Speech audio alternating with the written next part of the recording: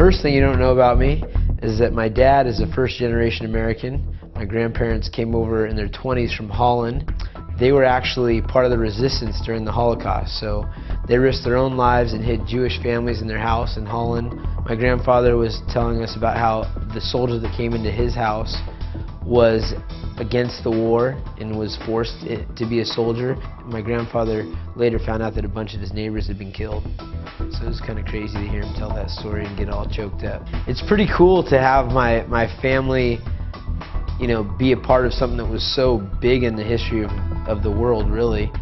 So another thing that people don't know about me is I was part of Boys State. Boys State, you can look it up. A couple of our presidents have been involved. They did this mock government where you could run for office and you just basically had a bunch of young leaders in one spot.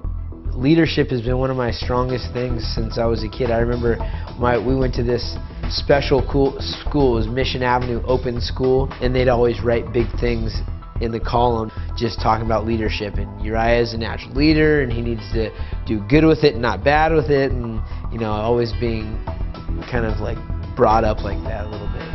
The last thing that you may not know about me, that I was kicked out of the dorms in college at UC Davis, and you're basically getting a guy who was raised by some pretty free thinkers. My mom and my dad gave us a lot of freedom.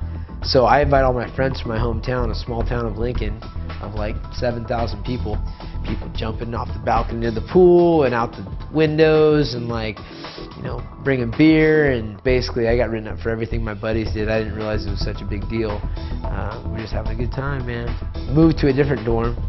Last week of finals, it was quiet.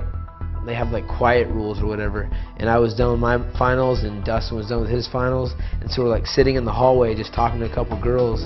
Guy comes up and writes us up again. Got kicked out of the dorms with like 3 days left, and then I was on probation for the rest of my college career.